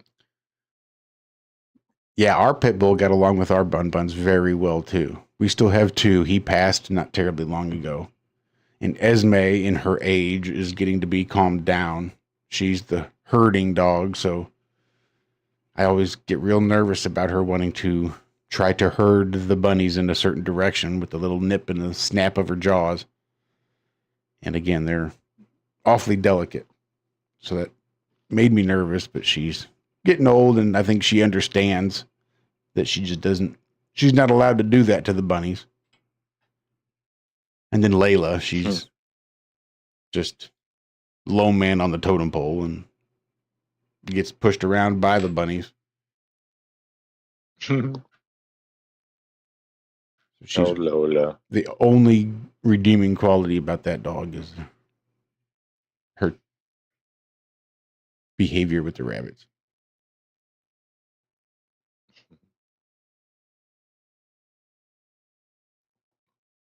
That's too funny. She's still real timid around you? I would say she's still real timid, maybe 25% of the time. Which is a huge improvement over 100% of the time where she would run off and act like I beat her. And she wouldn't even let me pet her. And that's just the way it was. She acted like I just beat the fuck out of her. And when I'd come to try to pet her, she would just cower and run. And it was a whole fucking deal. And I told her, I said, I'm more stubborn than you are. Said, you just wait. You're going to let me pet you whether you like it or not. And it's been about 5 years or so, and she's finally starting to come around.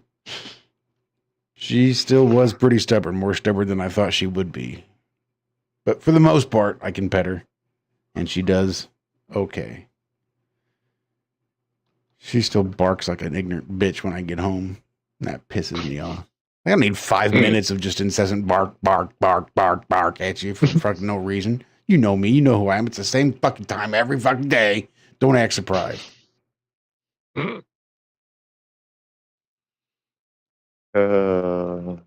That's too funny.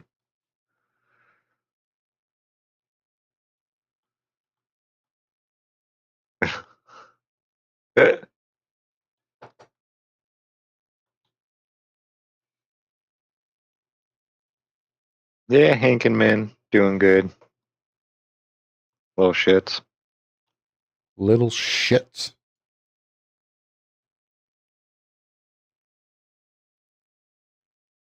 They're good boys, though. I'll give them that. Does feeding a rabbit hay mean alfalfa? Not necessarily. There's a few different kinds of hay that they prefer. Was it like there's... I'd have to look. There's a few different companies and like farmers that are specifically for small animals like that, for like rabbit hay. They grow their hay specifically to feed to rabbits because it's got to be, there's like first cutting and second cutting and third cutting, and that's going to depend on like how stalky and woody and dense the hay is. I think with each cutting it gets a little softer, a little grassier.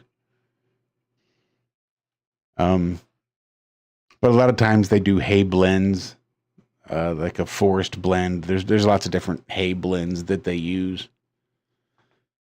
I'm trying to think. Oxbow, I think, is one of the companies that makes a lot of rabbit hay. It does really good. I think we get like a 10-pound box or a 20-pound box, and that'll last us a couple, 2 or 3 weeks. We feed them like a leaf of red leaf lettuce, green leaf lettuce, and like a handful of herbs, cilantro or Italian parsley generally. And they get that in the evening time. And they get a 1/8 of a cup worth of like pelleted food, like food pellets that a lot of pet stores will say, well, that's all rabbits need are just the food pellets. They'll sell you a big bag of food pellets and we'll feed. And that's what some rabbits will just eat that pelleted food their whole lives. But then their teeth get overgrown and the incisors get too big and they really need that hay in their diet. And then cookies. We have lots of cookies. And they like the fruits. Bananas. They're suckers for a banana. Every single bunny I've ever seen loves bananas. Apples. Carrots. I mean, it's really not good to give them all that. That's just like super special treats where you get just like a couple of bites every couple days. But yeah, like Bugs Bunny would not be eating carrots the way that he eats carrots in the cartoons. He'd be big and fat. Too much sugars.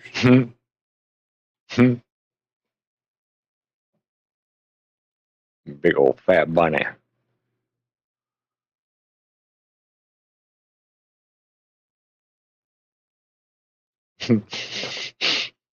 Bugs Bunny.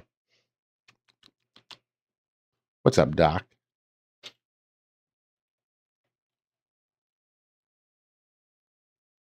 I used to love Bugs Bunny.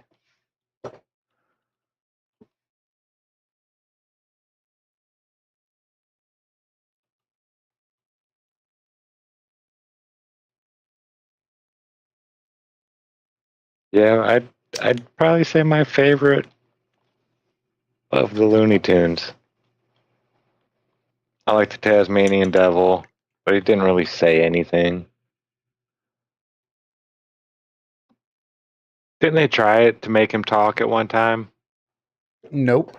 in one of the cartoons? He Was it had the an baby entire one? family. His mom, dad, sister, and brother could all talk, but he still just made guttural noises.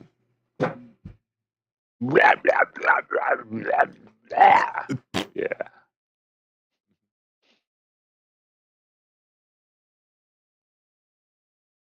Don't know why I like that show so much.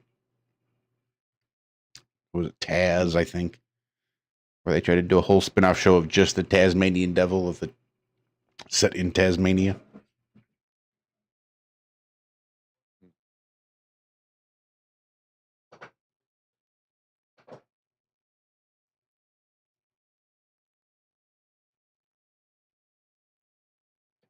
Tasmanian Devil. Let's see if we can do this. Is that like the honey badger of Australia I think so. or Tasmania?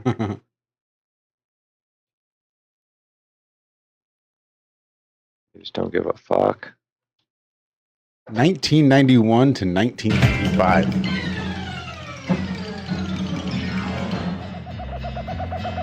Welcome to Atlantic's Way, under, down, under. The sky's always yellow in rain or shine. Come to Tasmania, come to Tasmania. Mum's alive, why her dad's never got along. Molly's all fired up while Jake plays with the dog. Come to Tasmania, come to Tasmania. Didgeridoo and Wendell T. Wolf. Francis X. Bush lad is never uncouth. Bushwhacker Bob and his mother gold mum.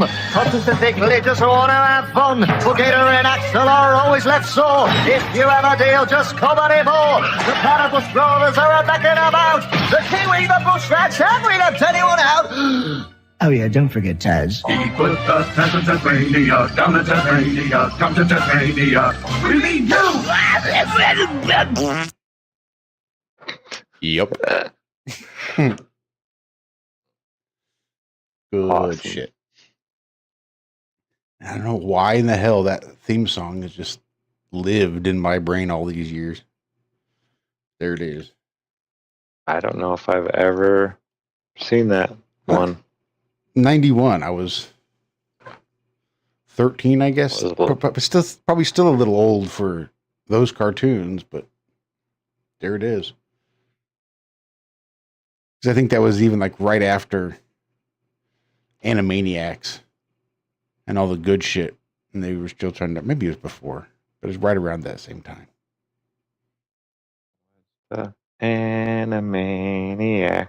Doo-doo. Because we're Yeah, we could do crazy that. to the max. So just sit back and relax. There's baloney in our slacks. We're Animani, totally insane. Dana Delaney, Animaniac.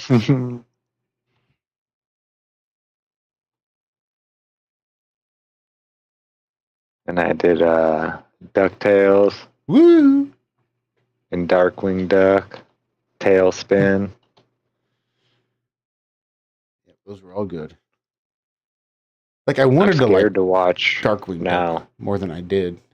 Scared to watch to see what kind of shit they were feeding into your brain subconsciously. Yeah. Like, oh, I bet you the kids that watch this shit must turned out to be psychopaths. Oh fuck! Wait a minute. I'm that psychopath.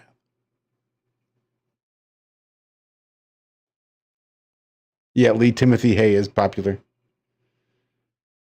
In fact, I want to say that's probably what we've got in our box right now is Timothy as opposed to alfalfa. If it's a straight hay, not a blend, then it's probably Timothy. Probably a second cutting Timothy Hay, if I were to guess.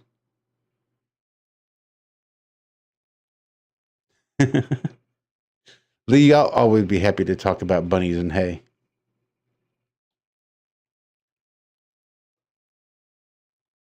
That's Josh's jam. Funny talk.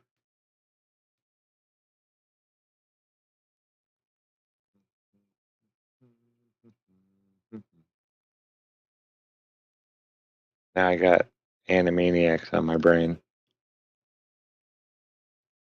And even just watching that Tasmania opening, like they were so light on actual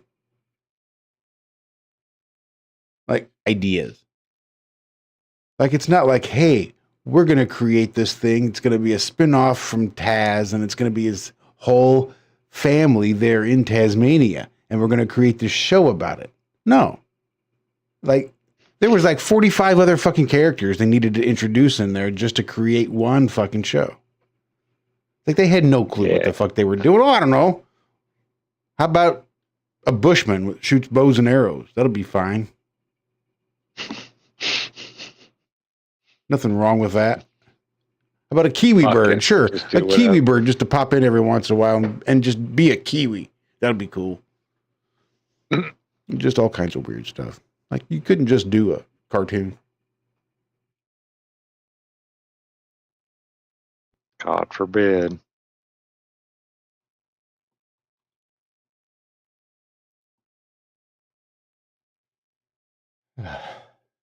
Tailspin, I love that one. You know which one I really liked? Gargoyles. Did you ever watch Gargoyles? I did, but it was like that was the like opposite right. of Teenage Mutant Ninja Turtles. There was too long of it that I watched. I could have sworn they were coming out with a movie. I just saw. Because I almost reached out to my ex-girlfriend to let her know, to tell her mom, because I know her mom was a big fan of that cartoon Gargoyles. But then I remembered who it was and realized that would not be worth it. So I never reached out because fuck that. But I did see that they were, I don't know if it was like a live action or a cartoon movie. I forget what it was, but it was like they're bringing Gargoyles back for something. But yeah, they were statues during the day, but I guess they came alive and were real live gargoyles at night. And ended up getting involved with like a TV reporter or something. Somebody in the press, like I said, it was like the opposite of the Teenage Mutant Ninja Turtles. Instead of being in the ground, they were on top of the buildings. But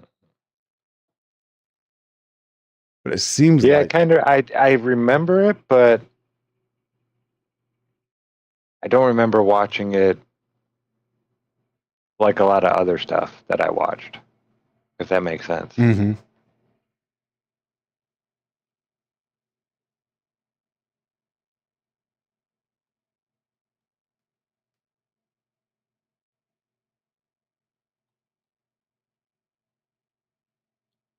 I watched a lot of G.I. Joe.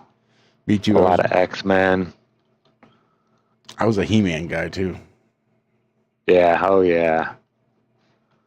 I love those parodies. The overdubbing every time. Yeah.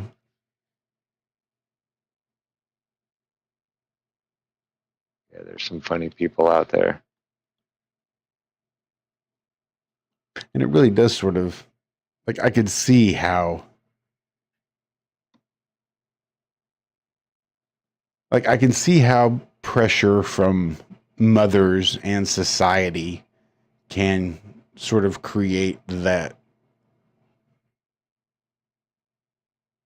idea of beauty in girls, of that pressure to be a certain size or a certain shape, and how that's perpetuated among young women. But it wasn't until I was a lot older that I realized just sort of the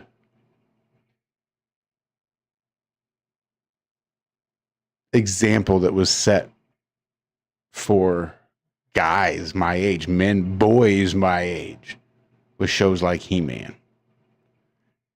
Like, I get that Barbie is a unreal representation of the female body, but so is fucking He-Man as a unrealistic representation of the male body. And even now, like, I'm sure that that is causing issues with me as a 47-year-old man now who doesn't metabolize his calories the way that he used to, and is now watching before his very eyes the spare tire emerge around his belly, and the shit that I have to deal with mentally. Like, I don't exercise, even though I should, but like, I just desperately want to work out as much as I possibly fucking can so that I don't have that spare 30 pounds that I didn't have this time last year or 2 years ago or whatever it was, because it has been time. But like, just growing old gracefully is hard for me because of things like He-Man. like this whole, there was going out there a trend for women that liked dad bods, like where they didn't expect you to have the big 8-pack abs and get ripped, but you were just had the dad bod where you had the belly. And I just don't think that's a thing. I think that's horseshit.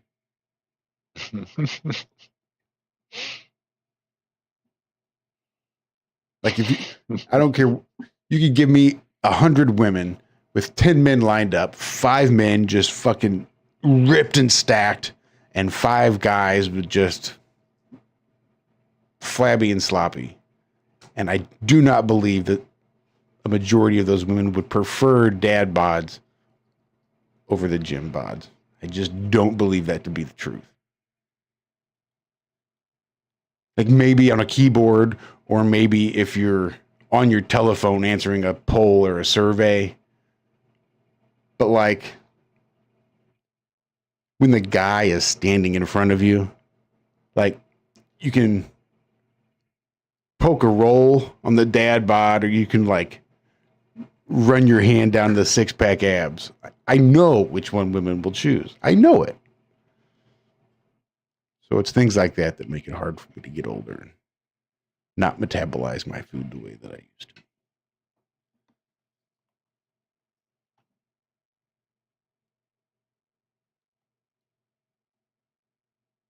Yeah, getting old's weird.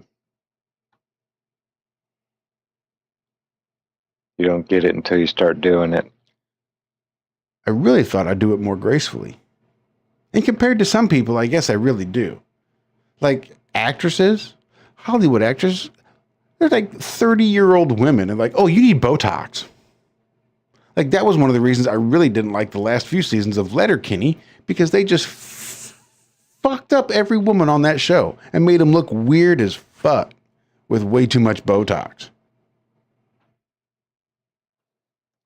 Dixie was watching a show called The Good Witch from the Hallmark Channel.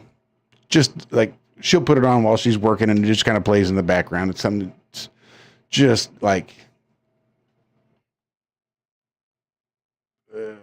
with the diabetic, right? It's just so fucking sweet and wholesome because it's the Hallmark Channel. I mean, even though it's called The Good Witch, it wasn't really about witches at all. I mean, maybe some like spells or something. She said it was kind of weird the way it wasn't really about witches. But even the main actress on there, who I know was not 40 years old, they just had Botoxed her upper lip so much she looked like a fucking turtle. Like she looked so strange for no reason. Why do you do that? Why would you do that to yourself? Or does she even understand it? Does she get that they're fucking her up, or she'd voluntarily be like, oh no, that's going to make me look better. See, I look so much better.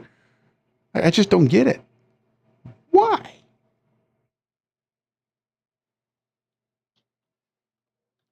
Liz watched it. She knows Turtle Lady. She knows all about that turtle gal. Turtle Lady. Well, that was one of the songs I tried to play today on our morning show. National Lampoons had a record, and on that record was a song about a turtle lady. About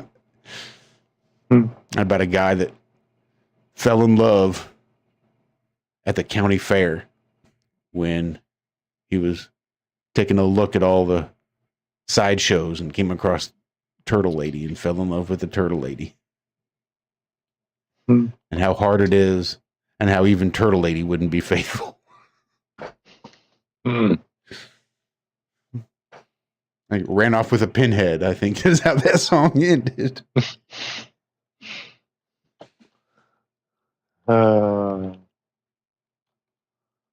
G.I. Joe did not have boobs, or did he have junk?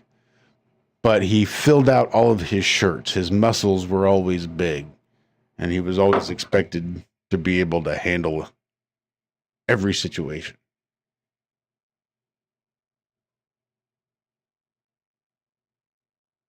Knowing is half the battle.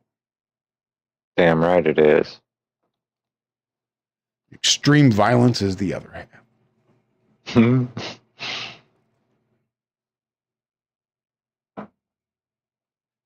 That shit's like straight out of Sun Tzu, The Art of War, right there.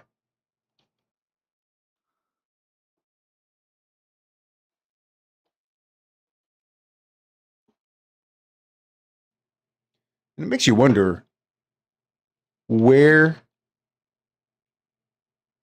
the example came from for like James Bond or for like G.I. Joe, right? Where we just have some sort of large private army that is working in the shadows with their own hierarchy and your Cobra commanders and all your little underlings.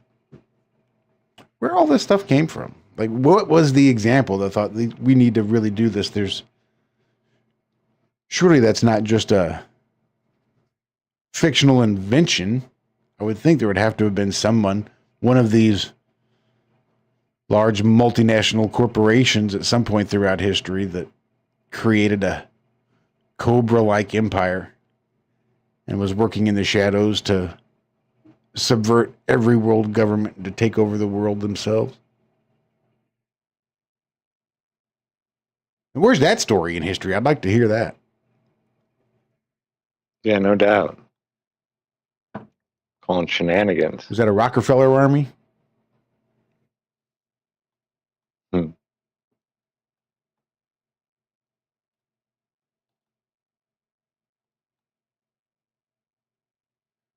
Or was it like a Tyler Durden army? Just bring black shoes, black socks, black pants, black shirt, $200 for your funeral.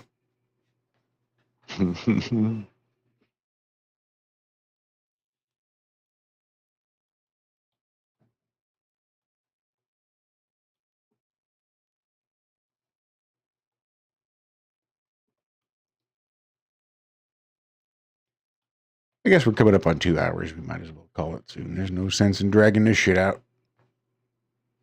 Yeah. That's the trouble with not addressing the drama.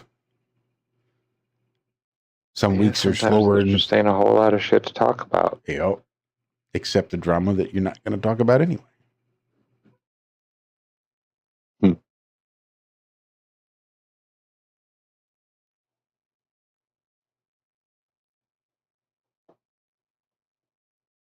And I almost thought about calling an audible and maybe skipping this week. Yeah, it's weird without Walter. It is weird without Walter, but like even not doing the show would have been even weirder. Yeah. I hear you there too.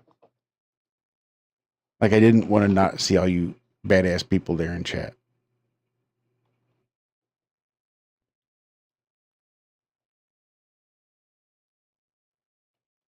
And it's going to be so awesome to get to see so many of you finally in person.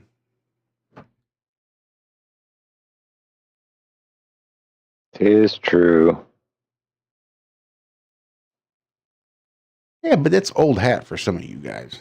Some of you guys have done this multiple years in a row. Tis true.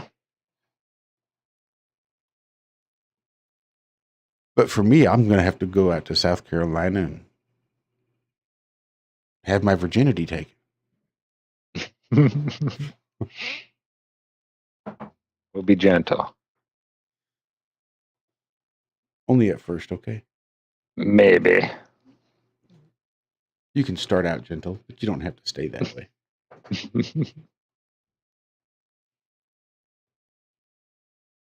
I wouldn't say I'm a lover or a fighter. But I do like my sex a little rough.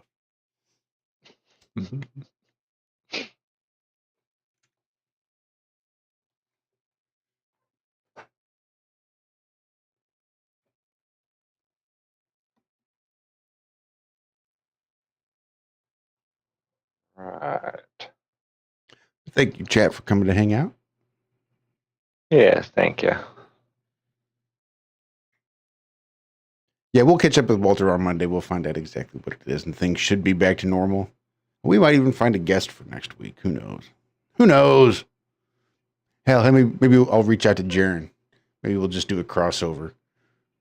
If we're both going to be streaming on a Friday night, we might as well stream together. Maybe. Yeah. We even had Jaron on Been it. a while Fucking since years. we've had Jaron. Yeah. I know. Years.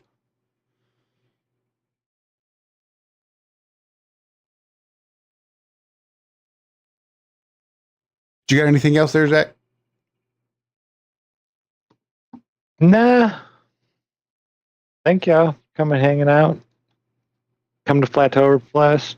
Play with some fire. Fire and sound. Yeah, this is going to be a special one. Been wanting to bring something like this for a while now.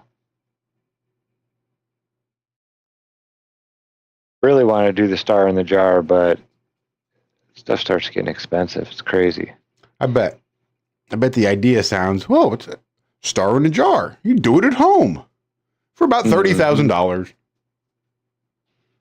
Yeah, it's not that much, but it's more than I want to Unreasonable amount. spend, yeah, for something just to do for, a one-time type thing. Oh, yeah, don't forget to buy the YRBs. Couldn't that just be 3 letters? Letter Y, letter R, letter B, YRB? YRB. Why are the bees? YRB. YRB. Yes, Why Are the Bees is now available in the Y series. That's number 6. I'm thinking the next one is going to be the birds. That Do makes you sense. ever wonder why some birds walk and some birds fly? Maybe you While get a little others separation. Huh? So maybe put some separation. That way you're not selling books to kids about the birds and the bees. Yeah, true. Or maybe just don't put it as a 2-book set.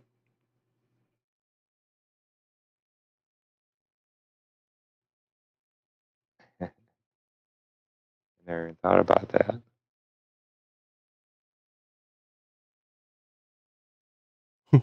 Why are the birds and the bees?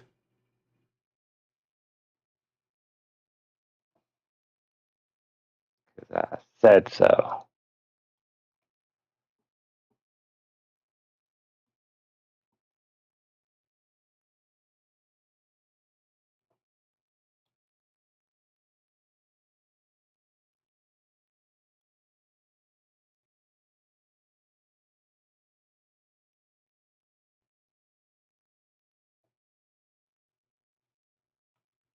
Neighbor came and asked for a specific brand of gummy bears.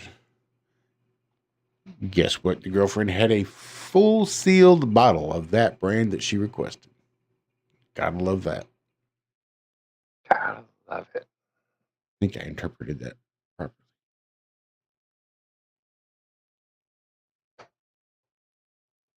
All right. We're going to get the fuck out of here. Love you guys. We will see you on Monday Love for the y'all. Ironworks. At least one of us. And we should stay conscious and awake this whole time, eh, Zach? Let's see what we can do. You can blame Cami. All right.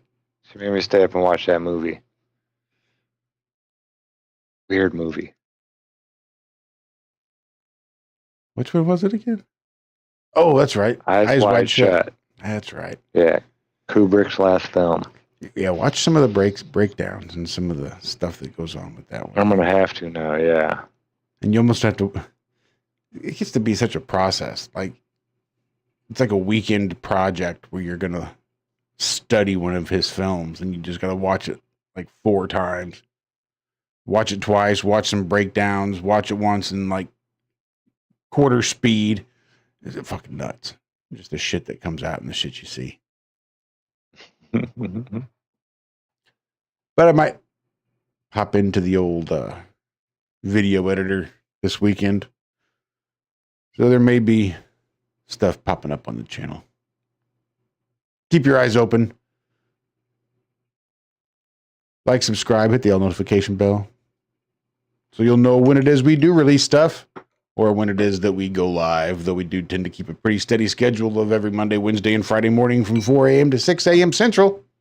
Then again on Friday evenings from 5:30-ish till whenever. Whenever we feel like it. That's how we do it. That's how we do.